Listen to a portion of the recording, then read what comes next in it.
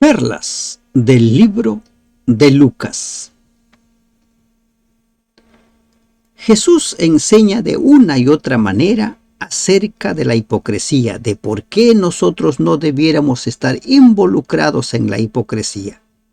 Enseña a quién debemos temer, por qué debiéramos confesar su nombre, qué hacer cuando las bendiciones, cuando las riquezas lleguen a nosotros.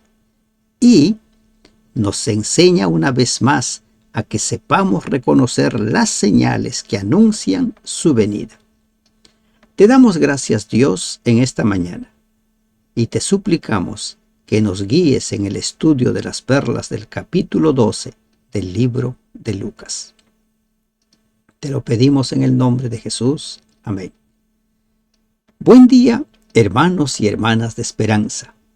Continuamos con el estudio de las perlas del libro de Lucas. Sigamos creciendo, sigamos aplicando las verdades que vamos descubriendo. En los primeros 3 versículos de este capítulo 12, Jesús nos enseña acerca de la hipocresía. Jesús había terminado señalando las conductas irregulares, el accionar irregular, los pecados de los fariseos y de los intérpretes en los versículos 11, 37 al 54. Les había mostrado Jesús a sus discípulos cuál es esa levadura. Y dice en el versículo 1 del capítulo 12, en esto juntándose por millares la multitud, tanto que unos a otros se atropellaban, comenzó a decir a sus discípulos, primeramente, guardaos de la levadura de los fariseos. Y Jesús mismo interpreta qué es esa levadura, que es la hipocresía. Anteriormente Jesús había definido la levadura de los fariseos como la doctrina de ellos mismos, Mateo 16:12, es decir, sus creencias y enseñanzas. La palabra levadura se aplica aquí en primer lugar a su manera de vivir. En la teoría y en la práctica, ¿no? La hipocresía. En la teoría, la doctrina. En la práctica, la hipocresía. Sus dichos y sus hechos están divorciados, no van de la mano. Por concepto, por precepto y por ejemplo, la influencia de los fariseos apartaba a los hombres de Dios y de la verdad. Por eso que dice Jesús, guardaos, no te involucres en la levadura de los fariseos. Y ese es un llamado para nosotros. Tenemos que aprender a ser congruentes entre nuestros hechos y nuestros dichos. Porque nada hay encubierto que no haya de descubrirse, ni oculto que no haya de saberse. Otra gran perla. Todo queda revelado a los ojos de Dios. Miren lo que dice el versículo 3. Por tanto, todo lo que habéis dicho en tinieblas, a la luz se oirá. Y lo que habéis hablado al oído en los aposentos, se proclamará en las azoteas. ¿Qué está diciendo? Todo va a ser revelado. No hay nada que va a quedar en oculto. Ya Eclesiastés capítulo 12 nos habla acerca de que Dios traerá toda obra a juicio, sea buena, sea mala. Todo. Jesús enseñó, y lo encontramos en Mateo, vamos a ser juzgados por nuestras palabras. Nuestras palabras nos condenarán o hablarán en favor de nosotros. Cuidado, cuidado con la hipocresía. Nuestros dichos y nuestros hechos deben decir lo mismo. Los versículos 4 al 7, ahora Jesús nos enseña a quién debemos temer. Generalmente nosotros le tenemos miedo a la muerte, le tenemos miedo a las personas que nos amenazan con quitar la vida, ¿verdad? ¿Qué dice Jesús al respecto? Mas os digo, amigos míos, no temáis a los que matan el cuerpo y después nada más pueden hacer. Si hay algo ante el cual los seres humanos retrocedemos, es ante el peligro de perder la vida. Mucha gente ha renunciado a su fe por temor a perder la vida. Mucha gente. Y es por eso que Satanás siempre utiliza la amenaza, la coacción, para hacer retroceder a los fieles cristianos. Pero siempre hay un remanente que se mantiene firme, que no le teme a la muerte. ¿Y qué dice aquí el Señor? No le tengan miedo a los que matan el cuerpo. ¿Por qué? Porque Dios tiene la solución para el problema de la muerte.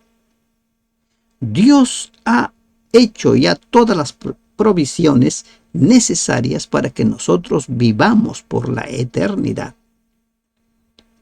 Algunos morirán a causa de la intolerancia, a causa de las persecuciones, como sucedió en el pasado. Pero Dios tiene la solución al problema de la muerte. ¿Y ahora qué dice? Pero os enseñaré a quién debéis temer. Les voy a decir a quién ustedes tienen que tener miedo. ¿Y qué dice? Temed a aquel que después de haber quitado la vida, tiene poder de echar en el infierno. Sí, os digo, a este temed. Tiene el poder de echar en el infierno, dice. A él temed. Porque de esta primera muerte todos vamos a resucitar. Pero de la segunda muerte del cual habla Apocalipsis 20, nadie va a resucitar porque vuelven a la nada. Allí sí teme, porque no volverás más a la vida. De esta primera muerte todos vamos a despertar. Miren, les voy a compartir, y aquí de paso, les muestro que a veces es necesario consultar otras versiones cuando tenemos problemas para entender un pasaje. Generalmente cuando las personas leen infierno se imaginan fuego, así como vemos nosotros en la diapositiva.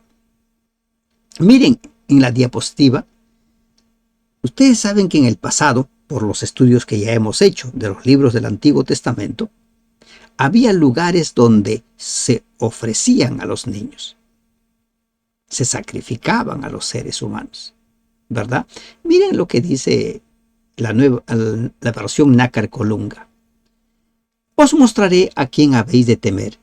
Temed al que después de haber dado la muerte tiene poder para echar en la gehenna. En la gehenna. Sí os digo que temáis a ese. Pero hay otra versión que nos aclara un poquito más. Infierno, gehenna, podemos estar todavía confusos. Y la versión Oso, que es una versión bien antigua, esta versión Oso, que es del año 1400, exactamente no recuerdo ahorita la fecha en la cual se publicó, dice: mas os enseñaré a quién temáis. Temed a aquel que después de ser matado, miren, tiene potestad de echar en el quemadero. Os digo, a este temed. En el quemadero. ¿Saben qué era el quemadero? La creencia en los tiempos de Jesús de la gente cuando hablaba acerca del infierno se referían a un quemadero. Un lugar donde se quemaba todo lo que no servía. Y las personas lo empezaron a relacionar con un lugar donde uno iba a ser quemado. Pero el lugar donde las personas van a ser quemados, dice Apocalipsis capítulo 20, que será el lago de fuego. Y ese lago de fuego surge cuando desciende fuego del cielo. Apocalipsis 20, versículos 9 en adelante. Entonces, volviendo a la perla, ¿a quién tenemos que temer? A Dios. No a Satanás ni a sus instrumentos. Ellos nos pueden quitar la vida, pero Dios tiene solucionado ese problema. A quien tenemos que temer es al autor de la vida, porque Él sí puede condenarnos a la muerte segunda, que es volver a la nada. Como dice Apocalipsis 20, 13, 14, 15. Todos los que no se hallen inscritos en el libro de la vida serán arrojados al lago de fuego. Versículos 8 al 12. ¿A quién hay que confesar? Pero nos falta todavía, ¿verdad? Los versículos 6 y 7. Dice, no se venden 5 pajarillos por 2 cuartos, con todo, ni uno de ellos está olvidado delante de Dios. Jesús sigue enseñando sobre por qué debemos temer a Dios y no a los que solo pueden quitarnos la vida. En el peor de los casos nos pueden quitar la vida. Y nos dice que debiéramos temer a Dios porque para Él somos más valiosos que los pajarillos. Y los pajarillos son cuidados por el Señor. Los pajarillos son alimentados por el Señor. No se venden 5 pajarillos por 2 cuartos, como que no tienen valor. Con todo, ni uno de ellos está olvidado delante de Dios. Los seres humanos no le dan valor a los pajarillos, pero para Dios tienen un valor único. Miren, sigamos. Y ahora dice, pues aún los cabellos de vuestra cabeza están todos contados. No temáis, pues más valéis vosotros que muchos pajarillos. Si los pajarillos están siempre presentes en la mente del Señor que cuida de ellos, la enseñanza de Jesús, la perla que nos da es que nosotros tenemos más valor que esos pajarillos. Porque es por nosotros por quien Jesús murió. Porque es por nosotros por quien Él derramó su sangre. Y ahora sí, en los versículos 8 al 12 nos dice, ¿por qué debemos confesar su nombre? Les digo que todo aquel que me confesare delante de los hombres, también el Hijo del Hombre le confesará delante de los ángeles de Dios. ¿Qué entendemos por confesar a Jesús? Aceptarlo como nuestro Salvador. Aceptarlo, entregarle nuestra vida, vivir para Él y anunciar su mensaje. ¿Y qué es anunciar su mensaje? Recuerden lo del Gadareno. Contar lo que el Señor ha hecho por nosotros. Contar lo que vamos aprendiendo cada día. Presentar a ese Dios poderoso capaz de transformar nuestras vidas como transformó muchas vidas. Entregar nuestra vida. Mas al que me negare delante de los hombres será negado delante de los ángeles de Dios. Si no lo aceptas como tu Salvador, ¿cómo Él va a defender tu causa? Solo el Señor, nuestro abogado, como dice Primera de Juan, defenderá nuestra causa si lo aceptamos como nuestro Salvador. Pero si no lo aceptamos, si lo negamos, ¿quién es Jesús? Si lo negamos, Él no defenderá nuestra causa. ¿Se dan cuenta? A todo aquel que dijere alguna palabra contra el Hijo del Hombre le será perdonado, pero al que blasfemare contra el Espíritu Santo no le será perdonado. Mateo pone estas declaraciones de Jesús en el contexto de que unos hombres habían declarado que Jesús hacía los milagros por Satanás, por el poder de Satanás. Lucas lo presenta como una verdad propiamente.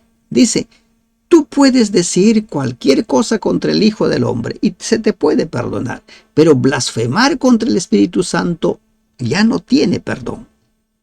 ¿Y qué significa blasfemar contra el Espíritu Santo? Es cerrarnos a la voz del Espíritu Santo, cerrarnos a la obra del Espíritu Santo, no abrirle nuestro corazón. Porque recuerden lo que Jesús mismo nos enseña en el libro de Juan. Es el Espíritu Santo quien nos muestra el pecado, quien nos enseña qué está mal. Es el que nos va a convencer. Si no dejamos ingresar al Espíritu Santo a nuestra vida, si lo rechazamos, ¿quién nos va a convencer de pecado?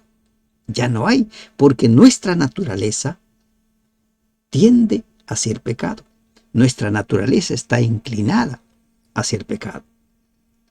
Antes, dice, cuando os trajeren a las sinagogas y ante los magistrados y las autoridades, no os preocupéis por cómo o qué habréis de responder o qué habréis de decir, porque el Espíritu Santo os enseñará en la misma hora lo que debáis decir. Si tú has aceptado a Jesús como tu Salvador, si has abierto tu corazón al Espíritu Santo, vives para Él, confiesas su nombre, ¿qué está diciendo? No tienes por qué preocuparte. Él es quien te va a enseñar. Él es quien va a poner las palabras en tus labios para que tú testifiques, para que tú me des a conocer. Si tú me confiesas, ¿se dan cuenta? Es el Espíritu Santo obrando en nuestra vida el que produce los cambios. Es el Espíritu inspirándonos, el que nos enseñará qué palabras decir.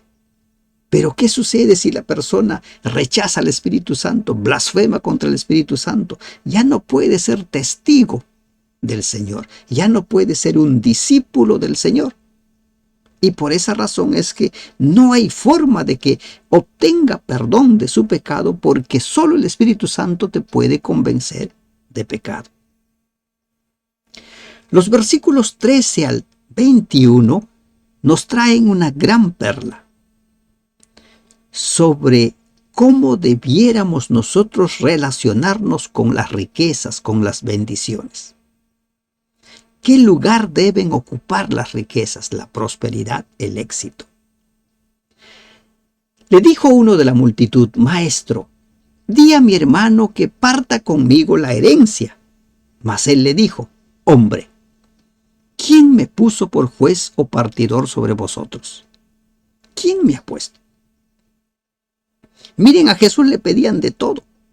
Y ahora Jesús aprovecha la pregunta de este hombre, la preocupación de este hombre que tenía problemas con su hermano, ¿no?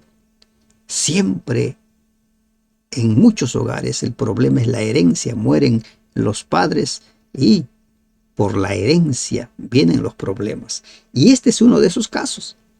Entonces el Señor le dice: mirad y guardaos de toda avaricia, porque la vida del hombre no consiste en la abundancia de los bienes que posee. Prestemos atención a esta perla. Anotemos esta perla. La vida del ser humano no consiste en la abundancia de los bienes que posee. Y ahora Jesús va a poner un ejemplo para que quede claro esta lección. Cuenta Jesús, dice: la heredad de un hombre rico había llevado muchos frutos, una gran cosecha, mucho dinero. Y él pensaba dentro de sí diciendo: ¿qué haré? Porque no tengo dónde juntar mis frutos. Las bendiciones me han caído. Estoy muy bendecido. Y su pregunta es: ¿qué voy a hacer? ¿Qué hago con todo esto que he recibido? Entonces dijo: esto haré. Derribaré mis alfolíes y los edificaré mayores, y allí juntaré todos mis frutos y mis bienes. Voy a agrandar mi depósito. Voy a agrandar mi cuenta bancaria. Voy a agrandar mis recursos. Y allí voy a juntar. Y diré a mi alma, dice el versículo 19, y diré a mi alma: alma, muchos bienes tienes almacenados para muchos años. Repósate, come, bebe, regocíjate. Qué interesante, ¿verdad? Reposa, come, bebe, regocíjate. Tienes para vivir, como dicen algunos, tengo para vivir 1000 años. Qué interesante. Pero antes de continuar con esta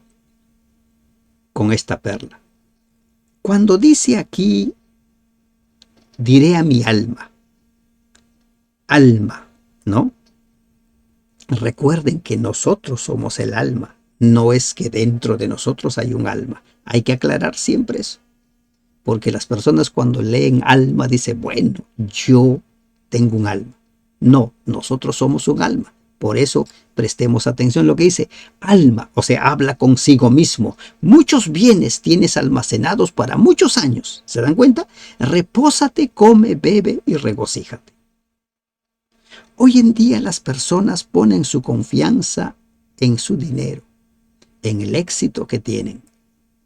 Y por esa razón sienten que Dios ya no tiene lugar en su vida. ¿Para qué te necesito? La mayoría necesita a Dios, busca a Dios porque hay necesidades, porque hay carencias. Y cuando ya lo tenemos todos, sentimos que ya no. ¿Para qué? Y otra cosa, cuando nosotros sentimos que todo nos va bien, no miramos a la muerte como algo cercano. Miramos a la muerte como algo muy lejano. Bueno, dice, quizás a los 80, 100 años tengo de todo. ¿No? Come, bebe, regocíjate, repósate. ¿Y qué dice? Y le dijo Dios, necio, esta noche vuelven a pedir tu alma, y lo que has prevenido, ¿de quién será? Así es el que hace para sí tesoro y no es rico en Dios. Tenga en cuenta lo siguiente, estimado hermano, estimada hermana.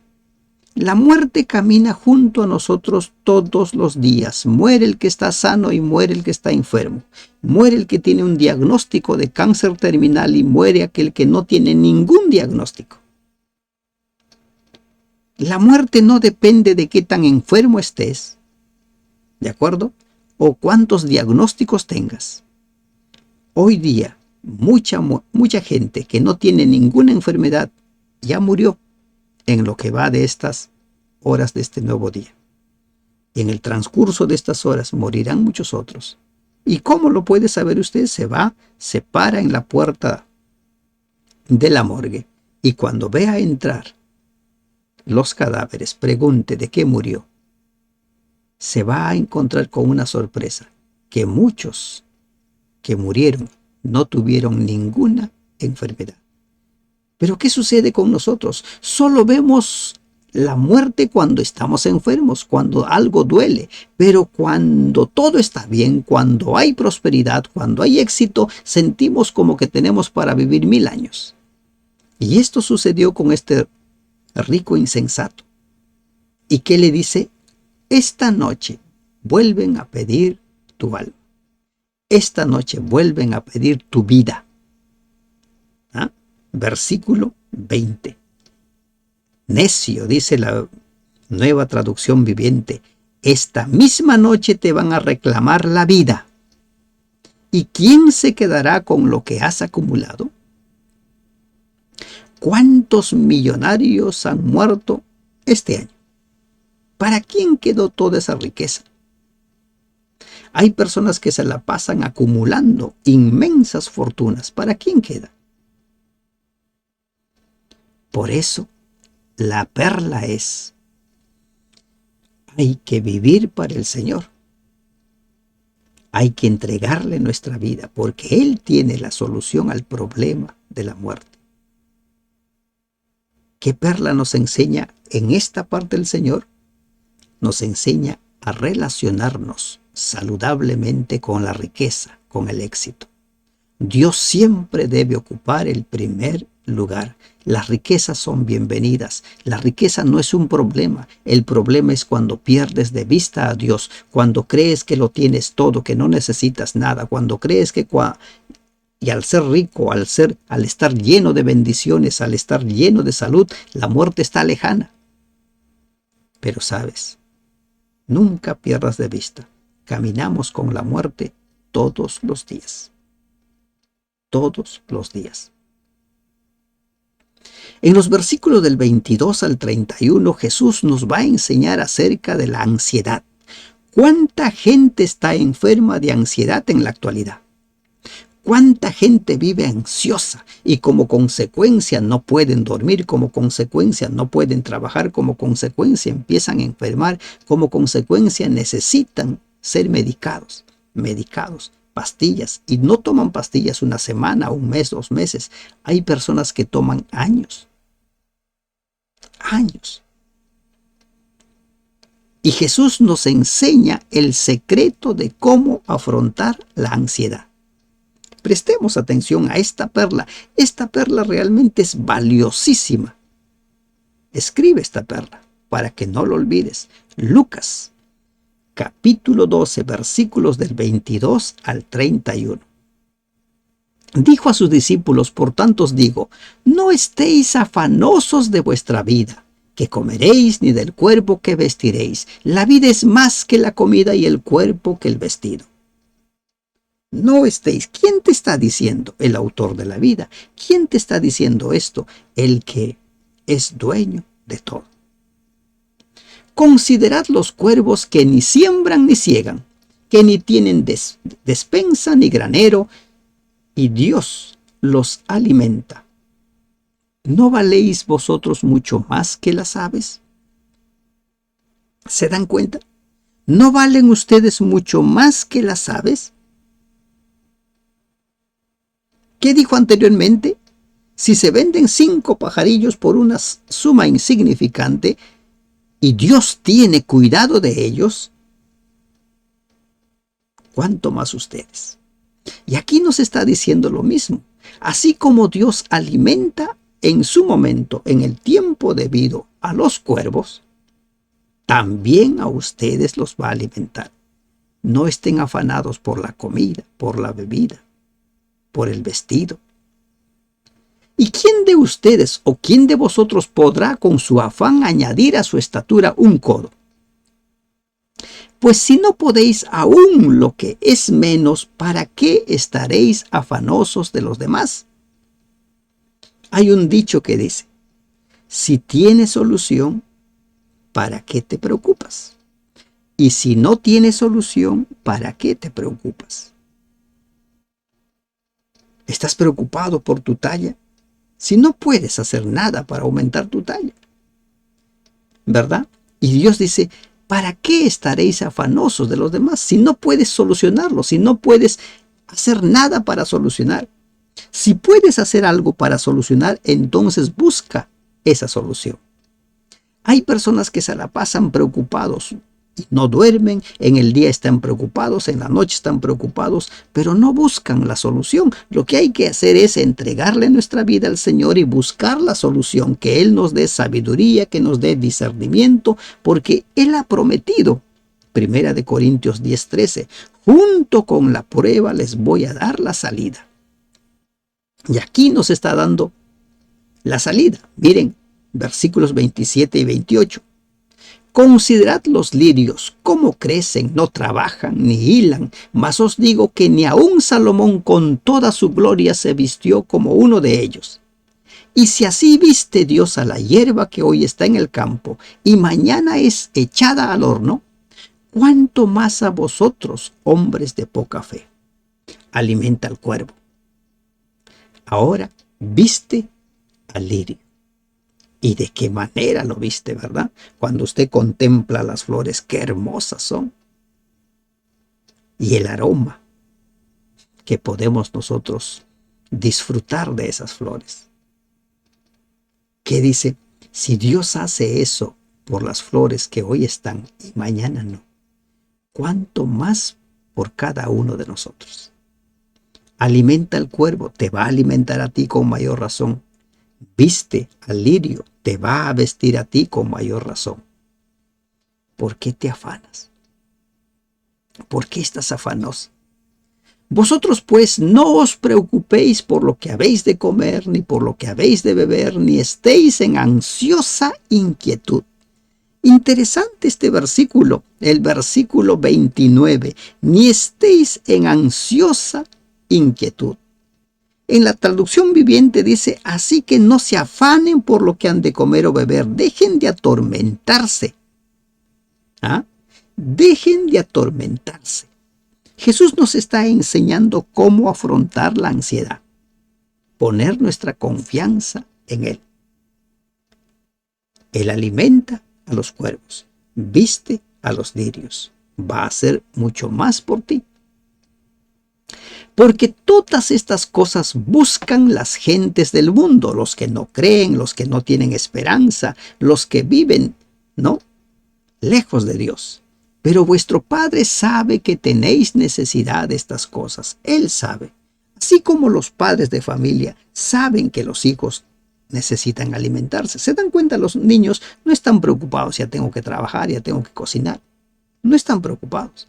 Esa misma figura Dios nos pide que nosotros la vivamos. Esperemos en Él. ¿Mm? Viene el hijo, por ejemplo, de 5, 6, 10 añitos, dice, no, tengo hambre. El padre no le dice, o la madre no le dice, ya ve, búscatela. ¿No es cierto? Son los padres los que buscan, y nuestro Padre Celestial provee para nosotros. Y esta es la conclusión de este llamado, de esta perla, de cómo solucionar el problema de la ansiedad. Mas buscad el reino de Dios y todas estas cosas os serán añadidas. Primero Dios y todas las cosas van a ser añadidas. De los versículos del 32 al 34 nos habla acerca del remanente, del cuidado que Dios tiene de su remanente y cómo lo presenta. Dice, no temáis manada pequeña, mi rebaño pequeño. No temáis, porque a vuestro Padre le ha placido daros el reino. Dios siempre ha tenido un remanente. Desde el tiempo de Adán hasta el último día en que se cierra el tiempo de gracia, Dios tendrá un remanente. Dentro de las iglesias crecen el trigo y la cizaña. El trigo es ese remanente. Si nosotros entendemos esta verdad, vamos a dejar de renegar con los miembros de iglesia. Vamos a dejar de renegar con los líderes de la iglesia. Porque queremos que todos estén consagrados.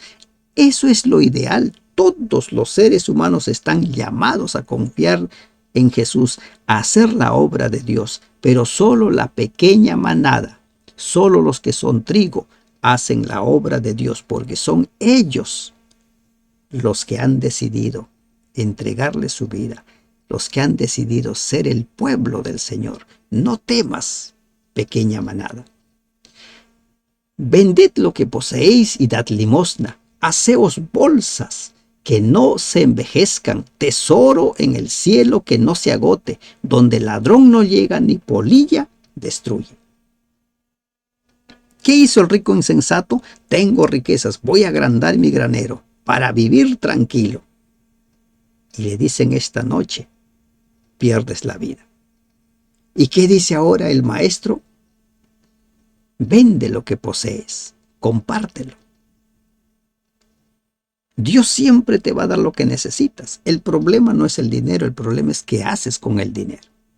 Si el dinero se está volviendo en un Dios de tu vida, en lo más importante que te hace perder de vista a Dios, es mejor que consideres, ¿no? Es mejor que consideres replantear esa relación. ¿Y qué dice el Señor? Vende lo que posees y comparte. Y haz tesoros en el cielo. Sé rico en el cielo. Porque donde está vuestro tesoro, allí estará también vuestro corazón. ¿Dónde está tu tesoro? El tesoro del joven rico, ¿no?, era su dinero y allí estaba su corazón. ¿Dónde está tu tesoro? ¿Quién es tu tesoro? Si tu tesoro está en los cielos, pues allí estará tu corazón. Mirarás siempre hacia los cielos. Si tu tesoro está en un banco, está en tu profesión, en tu éxito, en tu empresa, pues tu mirada estará puesta allí. Así, ¿verdad? ¿Dónde está tu tesoro? ¿Quién o qué es tu tesoro?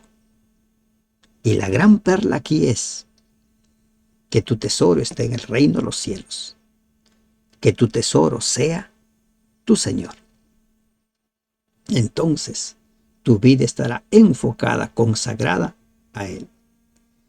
De los versículos del 35 al 40, la perla aquí es la necesidad de velar siempre. Velar siempre. El siervo vigilante. Dice, estén ceñidos vuestros lomos. Versículo 35, estén ceñidos, manténganse listos. ¿Se dan cuenta?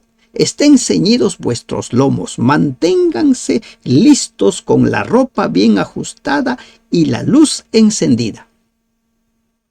Y vosotros sed semejantes a hombres que aguardan a que su señor regrese de las bodas, para que cuando llegue y llame, le abran enseguida. Siempre listos, siempre despiertos, como las 5 vírgenes sensatas, las vírgenes prudentes. Sonó, ¿no? La alarma, el clarín sonó, viene el esposo, se levantaron y estaban listas. Y recibieron al esposo. Pero las insensatas, las vírgenes imprudentes, despertaron cuando vino la alarma. Supieron que llegó el esposo, pero no estaban preparadas. Y aquí el Señor nos está enseñando esa misma perla, estar vigilantes, estar preparados. ¿Y cuándo nos preparamos? Cada día. Bienaventurados aquellos siervos a los cuales su Señor cuando venga halle velando. De cierto os digo que se ceñirá y hará que se sienten a la mesa y vendrá a servirles. Se va a ceñir el Señor.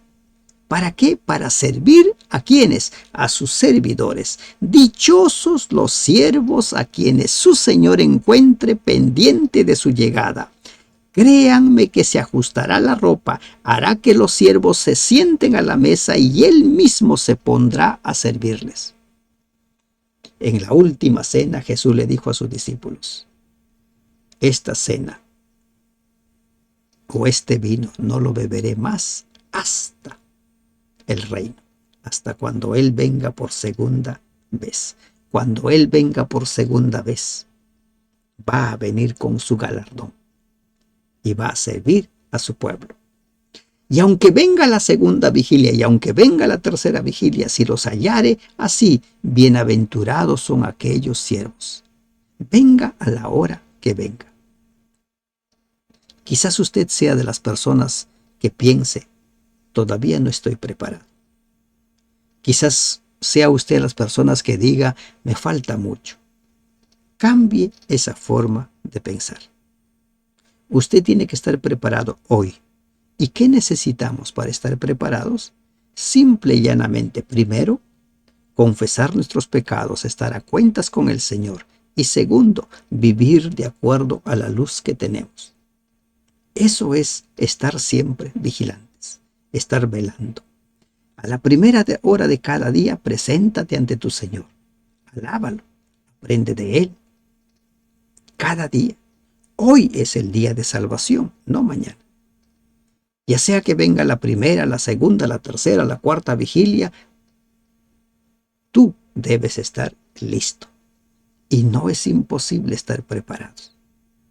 Recuerden, lo único que debes hacer es entregar tu vida al Señor. Y eso no es tan complicado, ¿verdad?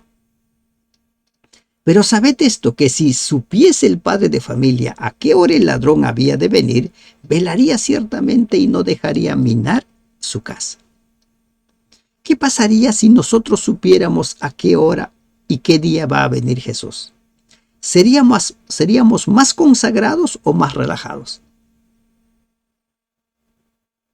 Con seguridad que, como hace la gran mayoría, cuando sabe cuándo es el examen, por ejemplo, la mayoría de los alumnos, ¿qué hace?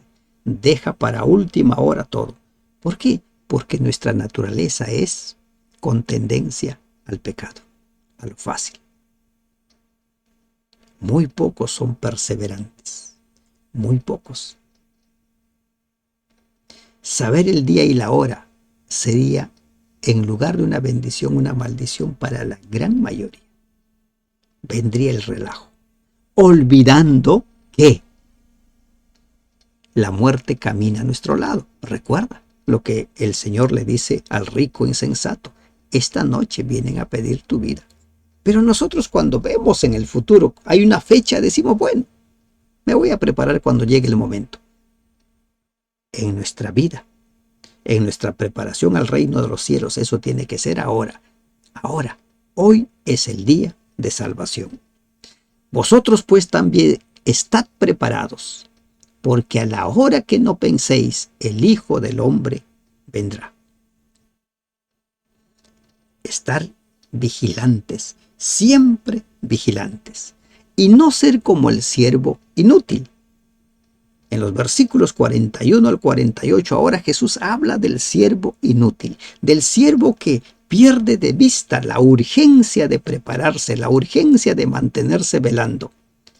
Entonces Pedro le dijo, Señor, ¿dices esta parábola a nosotros o también a todos? La preocupación de Pedro. ¿Y qué le dice Jesús?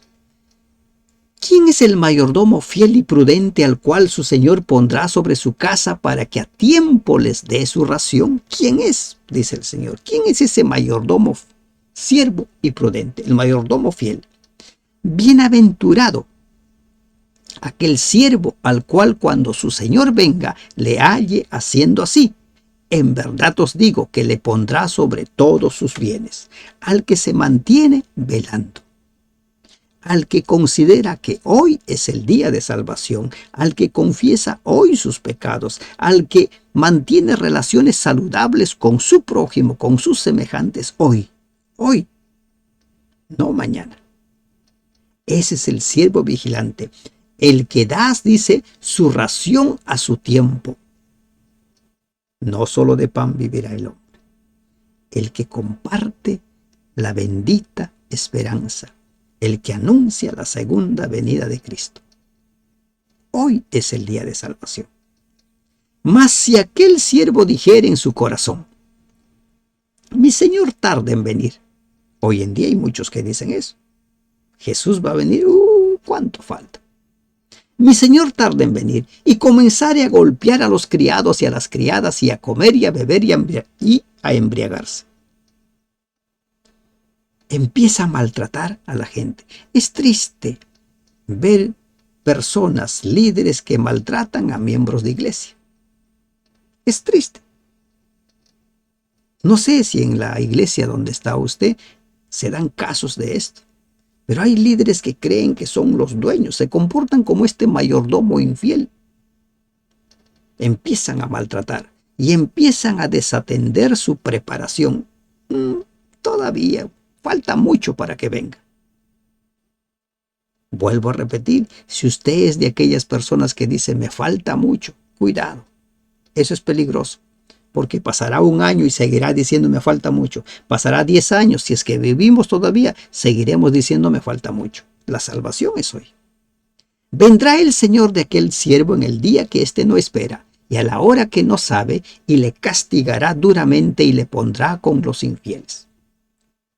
Vendrá el Señor en el momento que menos espera. El día y la hora nadie sabe. O le dirán esta noche, entregas tu vida, esta noche mueres. En el día y la hora que nadie sabe, porque la gracia se termina para las personas en el momento que mueren. Recuerda, si tú no tienes ningún diagnóstico, no consideres que vas a vivir 100 años. Muere el que tiene una enfermedad y muere el que está sano. Nuestra preparación es hoy. Aquel siervo que conociendo la voluntad de su Señor no se preparó ni hizo conforme a su voluntad recibirá muchos azotes. En los versículos 47 y 48 nos hablan de una gran perla. El Señor nos enseña una gran perla y esto, tome nota, escriba. Cada uno es responsable según la luz que ha recibido.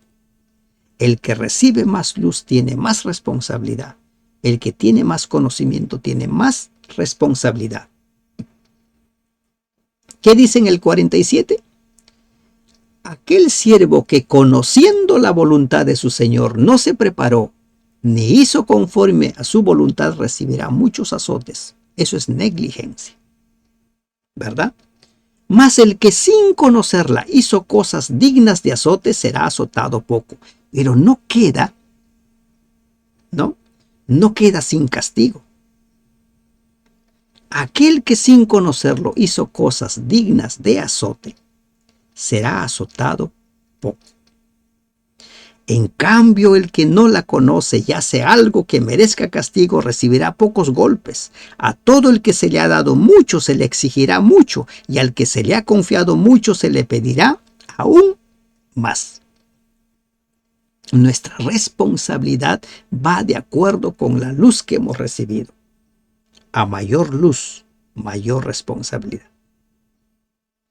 Pero el que no recibió ninguna luz también tiene responsabilidad y recibe poco azote, pero sí, también tiene su responsabilidad.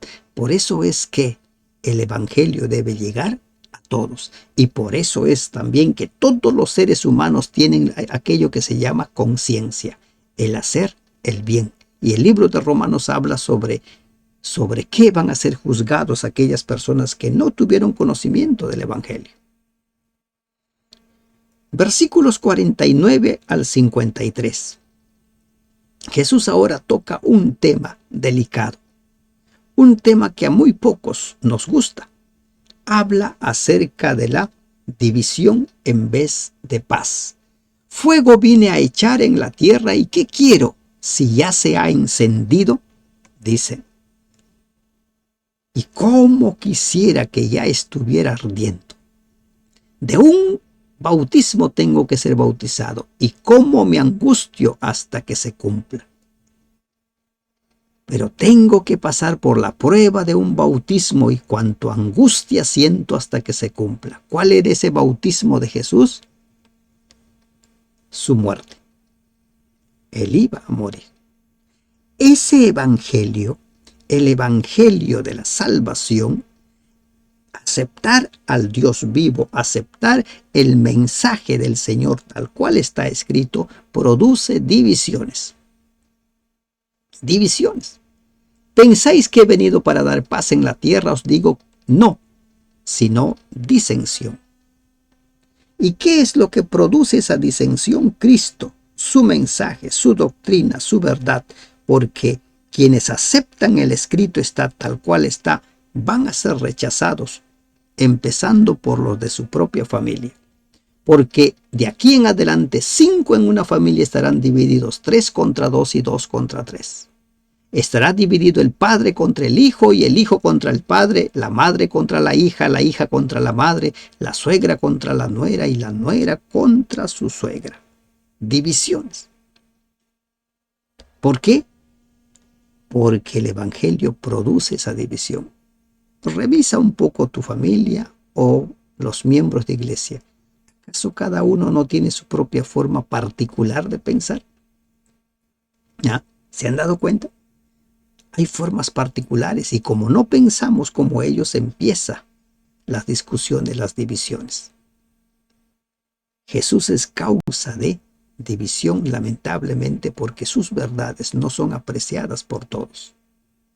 De los versículos 54 al 56, la perla es: aprende a reconocer las señales. Decía también a la multitud: cuando veis la nube que sale del poniente, luego decís, agua viene, y así sucede. Y cuando sopla el viento del sur, decís, hace calor, y lo hace. Hipócritas, ¿sabéis distinguir el aspecto del cielo y de la tierra? ¿Y cómo no distinguís este tiempo? Somos hábiles para dominar muchas cosas. Somos muy buenos en el oficio o en la profesión que tenemos, pero por alguna razón no logramos ser muy buenos en discernir las señales que nos hablan acerca de la venida del Señor. Sabéis distinguir el aspecto del cielo y la tierra, y cómo no distinguís este tiempo, el tiempo que están viviendo. El mensaje de Jesús, ¿cuál era? El reino de Dios se ha acercado. El tiempo se ha cumplido. Las profecías que hablaban acerca del nacimiento, el ungimiento y el pronto sacrificio del Cordero de Dios estaban por cumplirse, pero sus oyentes, los líderes religiosos sobre todo, no sabían distinguir, pero dominaban ver las señales, leer las señales en la naturaleza. Sucede también en nuestra vida, ¿verdad? Y por último, la perla aquí es la necesidad de mantener relaciones sanas con nuestros semejantes, evitarnos problemas, evitarnos conflictos. ¿Y por qué no juzgáis por vosotros mismos lo que es justo? Dice el versículo 57. ¿Por qué no juzgan por ustedes mismos lo que es justo? Cuando vayas al magistrado con tu adversario, procura en el camino arreglarte con él, no sea que te arrastre al juez y el juez te entregue al alguacil y el alguacil te mete en la cárcel. Te digo que no saldrás de allí hasta que hayas pagado con aún la última blanca. No vas a salir de allí. Necesitamos arreglar nuestras diferencias, nuestras cuentas. Necesitamos aprender a mantener relaciones saludables. No necesitamos vivir en conflicto todo el tiempo. Si la otra parte es conflictiva, tú aprende a no serlo. Pero recuerden lo que dice Lucas 2 al final. Jesús crecía en gracia para con Dios y para con los hombres. ¿Se dan cuenta? Nosotros tenemos que desarrollarnos cada día en paz con Dios y en paz con nuestros semejantes. Nuestras relaciones tienen que ser saludables con Dios, pero también con nuestros semejantes. Que Dios te bendiga. Amén.